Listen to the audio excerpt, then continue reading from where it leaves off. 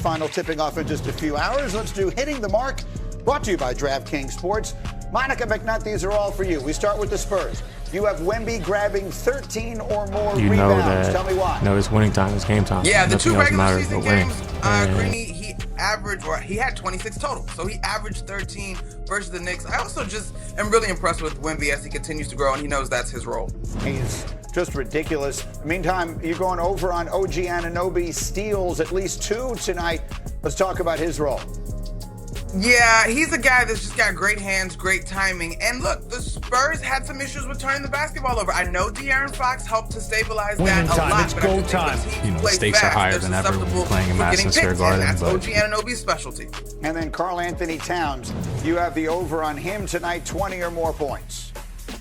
Yeah, as a part of the Knicks strategy, he's going to have to be aggressive, especially if Wemby is floating, guarding Josh Hart, whoever. Like, he's got to be aggressive to the point that the Spurs have to consider making this a one-on-one matchup. And if he has 20 points, that will be an indicator to me of his aggression. OG on steals, Karl Anthony Towns, the over on points. Again, that is a parlay now at DraftKings Sports. Meanwhile, we heard earlier in this hour Kevin Garnett talking about the San Antonio Spurs side of things. Here he is saying he doesn't think the Knicks are going to have an easy time scoring. Here he was on his podcast. I don't want to give fools gold. Okay. Like, I'm going to be really honest. The Knicks ain't seen this type of defense. The Knicks hold on and win in their biggest comeback of the season. They ain't seen this type of win. I gotta take my glasses off. This is a different Wemby. From 2 months ago. This is a different Wemby. First playoff appearance for Wemby. Listen, bro, are you watching how Castle, Vassell, how all the guards are guarding? Yeah. The guards they got somebody for Brunson? I don't want to call this fool's goal, but man, them Philly and Cleveland, right? They not this right here. Nobody's quitting nothing. I love how animated he is. First and foremost, you can't take your eyes or your ears off it. Wendy, that really is what it comes down to. Frankly, that's the conversation that you're hearing everywhere in New York. They're taking a step up in class. Of that, there is no argument. Does that cause trouble for the Knicks, or by dominating their 2 previous rounds in the way they did they demonstrate that they're ready to go toe-to-toe with anybody? That's what everyone's saying here, Wendy. It's both, because I think when you look at it, they didn't just barely squeak by Philly and Cleveland. Every game, it seems like someone new steps up for the Knicks. Who's next? Defensively, they found the weakest link. They have manipulated their system to make sure Brunson was on the weakest perimeter player, and then he feasted on them. There is no weak link in the Spurs defense, so there will be a culture shock tonight when they face the Spurs.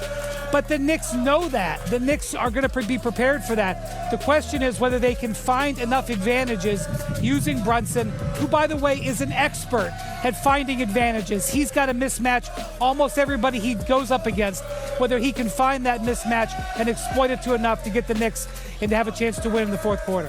That is Wemby out there at the Alamo, where the fans are already fired up and ready to go. We love it.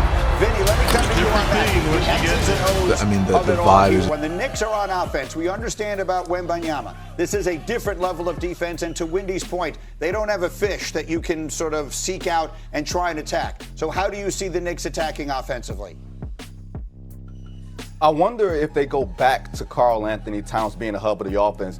Monica talked about it, trying to force the Spurs into putting Victor onto Karl Towns. Basically what this comes down to me, guys, is forcing the opponent to do something that is not in the game plan.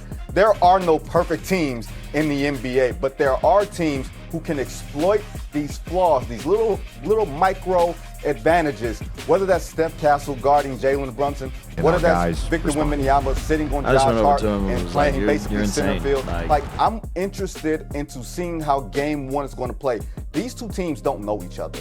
And as well prepared as the Knicks have been in playing Eastern Conference teams, this is a completely different ballgame. But even for the Spurs, they have not played an offense as diverse as the Knicks. Isaiah Hartenstein and Karl Anthony Towns are 2 totally different animals that you have to look out for from that center position. That's for sure. I mean, Monica, for those who haven't been following it that closely, just how different is this Knicks offense over the last 11 games than the one that we saw all year, including when these teams met the 3 times that they did during the season, including that cup game?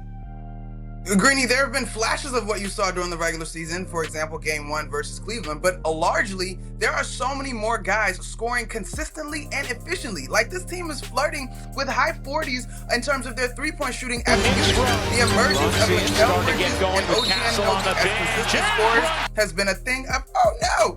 That's been fantastic for this Knicks squad. I will also add this. When you look at the matchups from the regular season, Game 1, the game at the Garden, I should say, the Spurs were coming off of, they were at the end of a nasty road trip, so they were a little bit fatigued, if you want to put an asterisk on that. New Year's Eve, Julian Champagnie had 36 points, he hit 11 threes, and then you throw the Cup game in there as well, where you got big contributions from Tyler Kolek, Jordan Clarkson, and the 15 rebounds from Mitchell Robinson. In all of the matchups so far, there's been sort of an outlier performance that has propelled either team, and so I agree with Vinny in terms of these teams really starting to see each other for the first time in these finals. And Wendy, what this Knicks team has been that it hasn't in recent seasons, and that probably owes as much to the coaching change as anything, is deep. The Knicks come in with a level of depth that we've not seen them utilize and take advantage of in either of the two fairly deep postseason runs they made the last 2 years. Yeah, so Mike Brown has some options, and we saw in the last series against Cleveland when Josh Hart struggled from three-point range, he went to Landry Shannon, spread his whole team out. That's when they made that giant comeback in Game 1. They went to their all-out offense and attack that way. If that is not working, they can go to a bigger offense where they put Mitchell Robinson next to Karl Towns. So I think the Spurs overall have more depth, but the Knicks can show different looks and go to different packages that I think we've already seen them have success with in the postseason. So, Vinny, let's get right to the point here. Who wins and in how many games? This is a pick'em series, and I will tell Knicks fans this because they think I hate them. I picked you to sweep Cleveland. I picked you to sweep Philadelphia. You ain't sweeping San Antonio, and I don't think you're winning 3 in a row. I think we are going to see a coronation of big 7 games, man. This is just an irresistible force. He could have some lessons to learn, but San Antonio has shown they learn lessons really quickly. Not only did they beat the Thunder in the Game 7, they actually came back from a 3-2 deficit to do that. I think they are ready. I think they are mature beyond their years, and I would not be surprised if we have a classic series here. All right, we certainly hope so. We see all the picks that are up there. The Windman doesn't make picks for us, but he is certainly out there amongst the fans. Guys, outstanding. Thanks for getting up early in San Antonio. I know you all have long days ahead of you leading into this huge night. The NBA Finals between the Knicks and Spurs tonight in San Antonio. Game 1, 8:30 Eastern on ABC. NBA tip-off starts at 8 with Ernie and Kenny and Charles and Shaq. You can Finals understand that each other is truly here to sacrifice for each other for the greater good of the team. Eastern on ABC.